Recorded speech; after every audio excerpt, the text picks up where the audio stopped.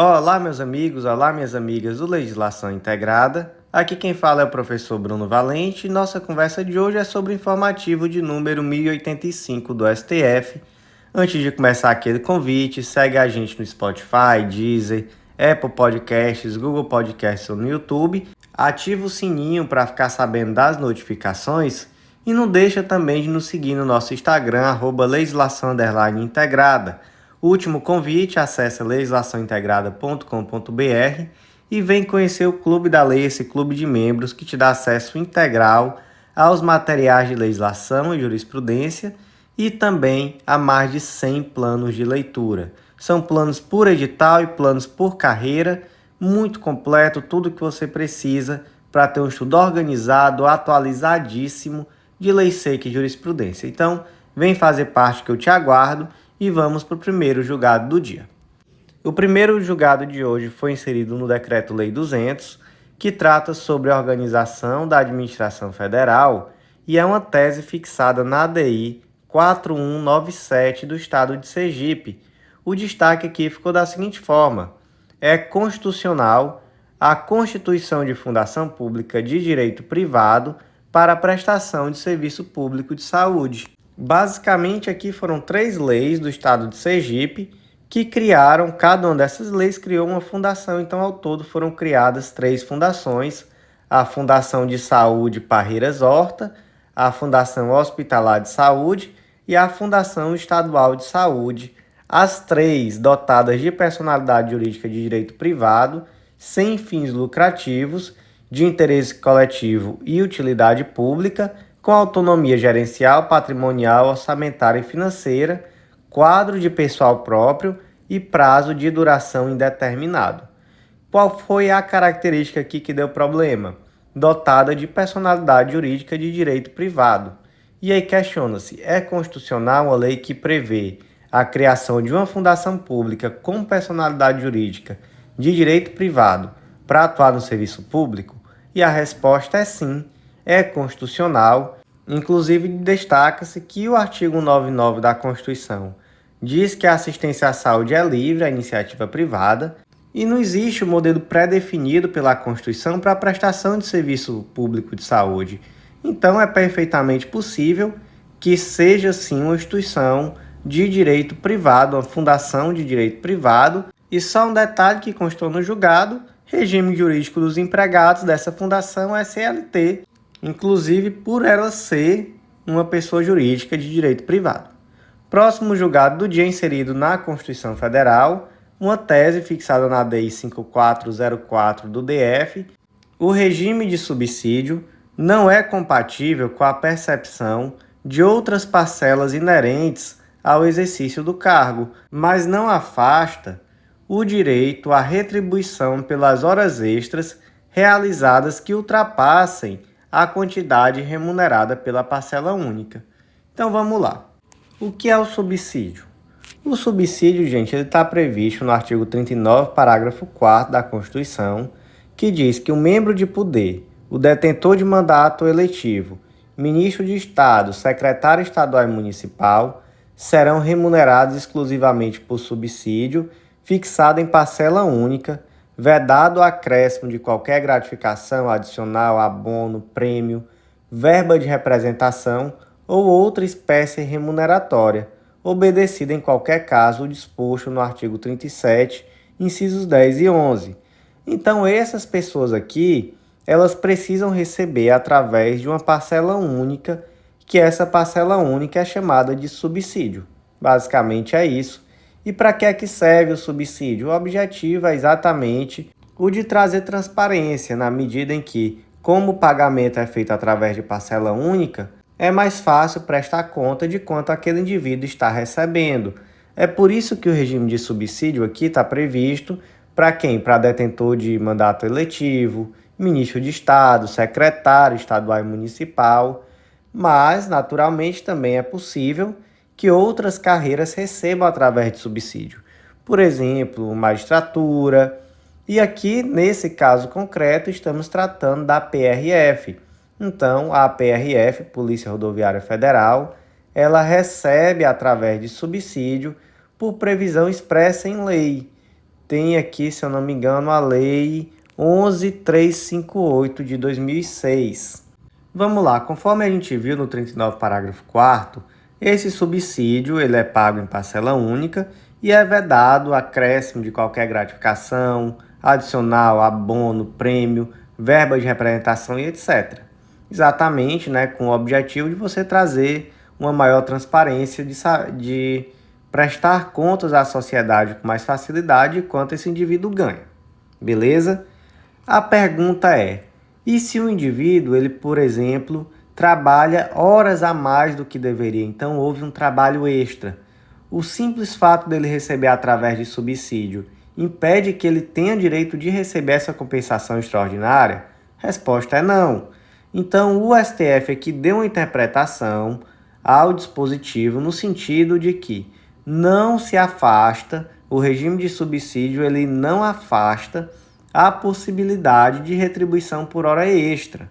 Por outro lado, ele disse que não é compatível com o regime de subsídio a percepção de valores adicionais, etc., decorrentes de trabalho que é inerente ao exercício do cargo. E disse mais que, pela súmula vinculante 37, não cabe ao Poder Judiciário, que não tem função legislativa, aumentar vencimento de servidor público sob o fundamento de isonomia. Então, tanto não cabe o pagamento de nenhum tipo de adicional por aquele serviço que é inerente ao cargo, quanto o judiciário naturalmente não pode dar uma decisão desse tipo. Mas, se existe um trabalho extra, então, por exemplo, se passa daquele número de horas que é possível trabalhar de acordo com a carga horária do trabalho, então é sim possível o pagamento de hora adicional, mesmo que o indivíduo receba através de subsídio.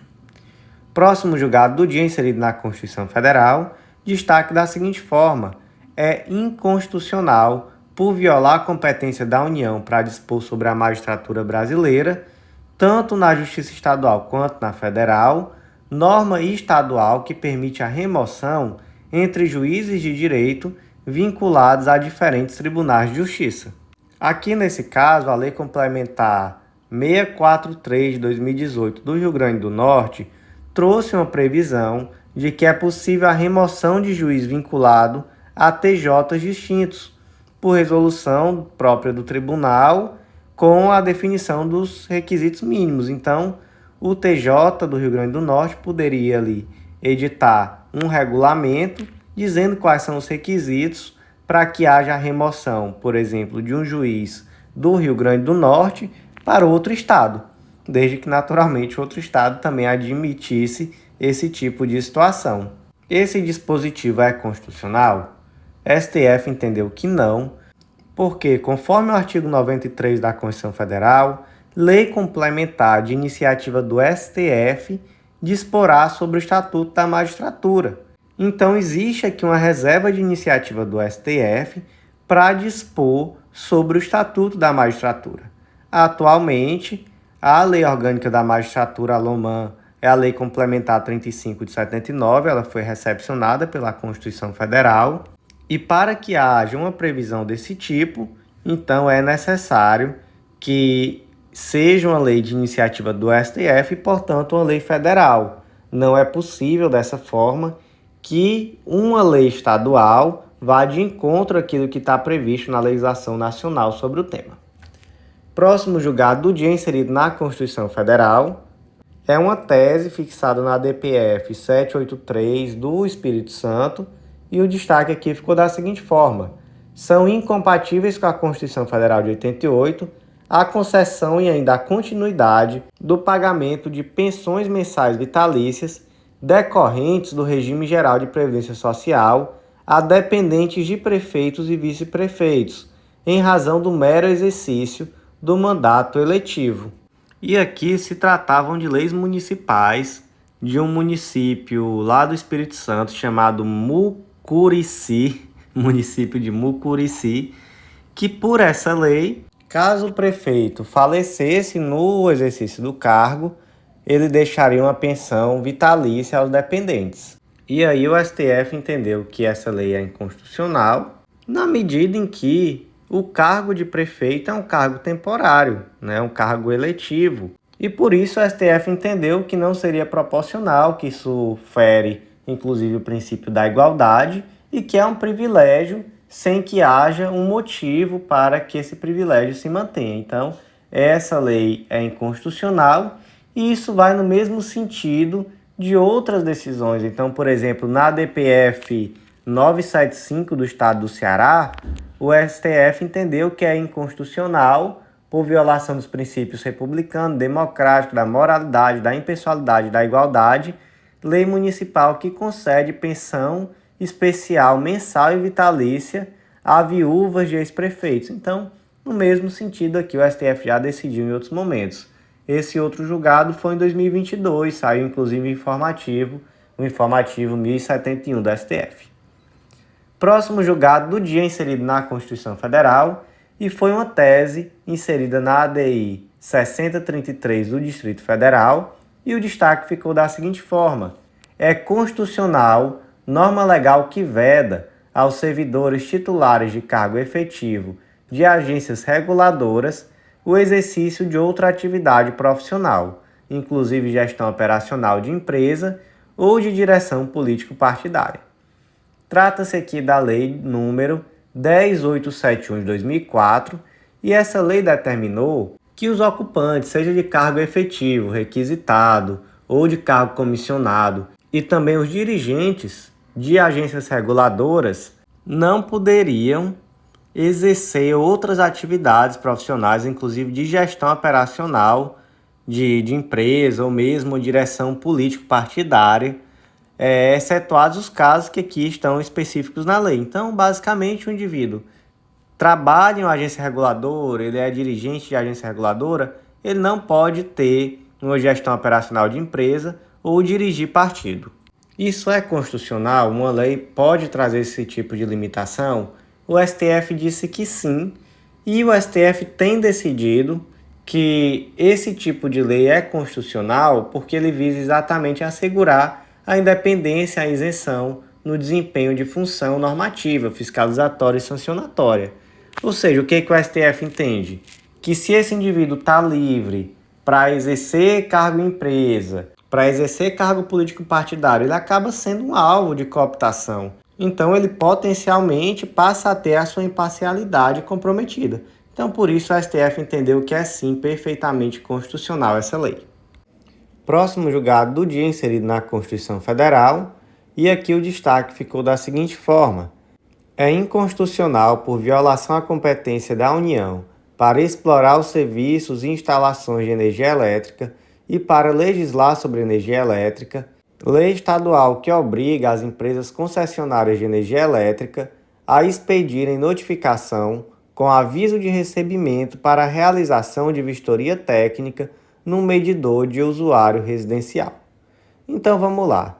Trata aqui de uma lei do Estado do Rio de Janeiro, foi a Lei 4724 de 2006, e ela basicamente obrigou a concessionária de energia elétrica a expedir uma notificação com aviso de recebimento sempre que ela for realizar uma vistoria técnica no medidor de um usuário residencial. Então, por exemplo, existe uma suspeita de que o medidor foi adulterado.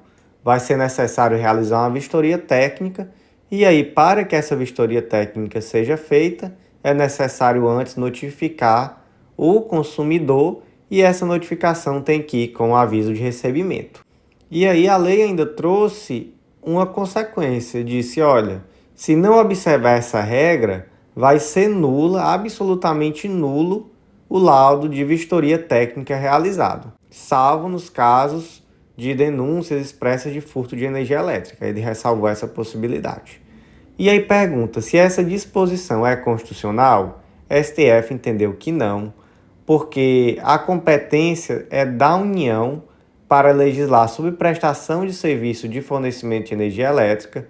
Então você tem, por exemplo, lá no artigo 21, inciso 12, a linha B, que compete à União, explorar diretamente ou mediante concessão, autorização ou permissão, os serviços de instalação elétrica. E o STF ainda entendeu que essa disposição ela altera a relação jurídico-contratual. Por quê? Porque ela traz um desequilíbrio, na medida que onera a concessionária de serviço público. Onera, professor? Sim, onera, porque a partir desse momento a concessionária tem que expedir a carta com a R, tem que notificar com aviso de recebimento, que gera um custo. Então isso impacta diretamente na receita e nas despesas da concessionária, e isso acaba elevando o custo do serviço e atentando no equilíbrio econômico-financeiro do contrato de concessão. Então, com base nesses argumentos, se declarou inconstitucional a referida lei. Próximo destaque do dia foi inserido tanto na Lei 8.212 quanto na Lei 8.213, e foram dois destaques aqui. Primeiro destaque: é constitucional a exclusão da gratificação natalina, que é o 13º salário, da base de cálculo de benefício previdenciário, notadamente diante da inexistência de ofensa à garantia constitucional da irredutibilidade do valor dos benefícios da Seguridade Social. E o segundo destaque: é constitucional, em especial diante da ausência de violação ao direito adquirido, a eliminação do abono de permanência em serviço do rol de benefícios previdenciários sujeitos à carência de 180 contribuições mensais, já que mantido esse período de carência para as demais prestações pecuniárias devidas, dentre elas a aposentadoria por idade, a aposentadoria por tempo de contribuição e a aposentadoria especial. Então vamos lá. Primeiro debate aqui é em relação ao artigo 28, parágrafo 7º da Lei 8.212. Entende-se por salário de contribuição, aí parágrafo 7º, o 13º salário, que é a gratificação natalina, integra o salário de contribuição, exceto para o cálculo do benefício, na forma estabelecida em regulamento. Trocando em miúdos aqui, vai incidir a contribuição previdenciária sobre o 13º, mas esse 13º ele não vai ser utilizado no cálculo do futuro benefício. Parece estranho, não é? Parece estranho. Mas o que o STF entendeu? Que essa disposição é constitucional porque, primeiro, já existe inclusive entendimento simulado, é a súmula 688 do STF, de que é legítima a incidência da contribuição previdenciária sobre o 13º salário. Primeiro ponto. Segundo ponto. Os benefícios previdenciários são calculados com base no valor das contribuições e no tempo de trabalho. Dessa forma, se você utiliza o valor do 13º para também integrar o cálculo do benefício, você acaba distorcendo o tempo de trabalho. Por quê? Porque ao invés de você ter 12 meses por ano, você acaba tendo 13 meses por ano, 13 contribuições. E na hora de calcular o benefício não é assim, não são 13 contribuições, não são 13 meses, são 12. Você leva em consideração 12 meses anuais. Então, se você coloca 13 contribuições no ano e divide por 12, você está elevando para cima o valor do benefício. E é isso que o Estado definitivamente não quer que aconteça. Então, é constitucional essa disposição. E o segundo debate aqui, a segunda situação, diz respeito ao artigo 25, inciso 2 da Lei 8.213. O que ele diz? Que a concessão das prestações pecuniárias do regime geral de previdência social depende dos seguintes períodos de carência, ressalvado o disposto no artigo 26. E aí trouxe que a aposentadoria por idade, a aposentadoria por tempo de serviço e a aposentadoria especial precisam de 180 contribuições mensais de carência. E por que se trouxe aqui essa argumentação de que isso seria inconstitucional? Porque quando esse dispositivo foi alterado, e já faz um tempo, foi lá em 1994, foi a Lei 8870 de 94 que modificou. Alguns desses benefícios tinham uma carência de somente 60 meses. E além disso, tinha ali também o tal do abono de permanência. Então, quando veio essa lei de 94, foi retirado o abono de permanência e também se aumentou de uma vez, foi abrupto o aumento do período de carência para os demais benefícios. Alguns eram 60 meses e foram para 180 meses. E aí o que o STF disse? Disse que, olha, enquanto você não preenche todos os requisitos, você tem uma mera expectativa de direito. Então, você não tinha direito adquirido a um regime jurídico segundo o qual você receberia abono permanência e teria um período de carência só de 60 meses para alguns desses benefícios. Então, nada feito. De fato, esse dispositivo, segundo o STF, também é constitucional, mesmo sem trazer, por exemplo, uma regra de transição. Enfim, havia mera expectativa de direito e houve uma mudança, então, perfeitamente constitucional, segundo o STF. Próximo julgado do dia, inserido na Lei Complementar 87 de 96, Lei Candir, que é a lei que trata sobre ICMS, e aqui se concedeu uma medida cautelar com o objetivo de suspender os efeitos do artigo 3º, inciso 10 da Lei Candir, que foi inserido pela Lei Complementar 194 de 2022. Então, o que esse dispositivo trouxe? Que não incide ICMS sobre serviço de transmissão e distribuição e encargos setoriais vinculados a operações com energia elétrica. Qual o problema? O problema é que ainda existe uma indefinição, inclusive esse objeto vai ser análise no tema repetitivo 986 do STJ, está com julgamento pendente, e essa indefinição é exatamente sobre qual seria a base de cálculo adequada do ICMS na tributação de energia elétrica. E aqui tem pelo menos duas visões. A primeira é de que seria o valor da energia efetivamente consumida, e a segunda é de que não, seria o valor da operação. E esse valor da operação, ele inclui encargos setoriais. Então, são dois encargos aqui. É a tarifa de uso do sistema de distribuição e a tarifa de uso do sistema de transmissão. Então, o debate é, qual vai ser a base de cálculo? Aquilo que efetivamente foi consumido ou vai ser o valor total da operação, incluindo inclusive os encargos setoriais? E aí o STF proferiu essa medida cautelar, suspendendo os efeitos dessa nova lei, e ela disse, olha, aqui a gente tem a fumaça do bom direito. Por quê? Porque existe aqui uma possibilidade dessa lei federal não ter adotado os parâmetros para a incidência do ICMS. Então, enfim, trouxe aqui uma argumentação de que mesmo que tenha sido veiculada por lei complementar, a adoção do termo operações pode não ter sido feita de forma técnica, deixando os estados meio que sem parâmetro efetivo para a incidência do ICMS. E também entendeu que havia o perigo da demora, e aqui foi o motivo dessa medida cautelar, em face dos prejuízos bilionários sofridos pelos cofres estaduais em decorrência da norma legal impugnada. Então, na verdade, aqui existiu uma perda de arrecadação fortíssima pelos estados e, por conta disso, o STF resolveu suspender os efeitos dessa lei até que se chegue a uma definição acerca do tema. Então, meus amigos, por hoje foi isso. Eu agradeço a você que ouviu até o final. Refaça aquele convite de sempre, não deixe de acessar legislaçãointegrada.com.br, vem conhecer o Clube da Lei e vem também nos acompanhar nas redes sociais porque teremos novidades nos próximos dias. Estamos dispostos agora a não só lhe ajudar no estudo de lei seca e jurisprudência, mas também a lhe ajudar na organização do seu estudo como um todo.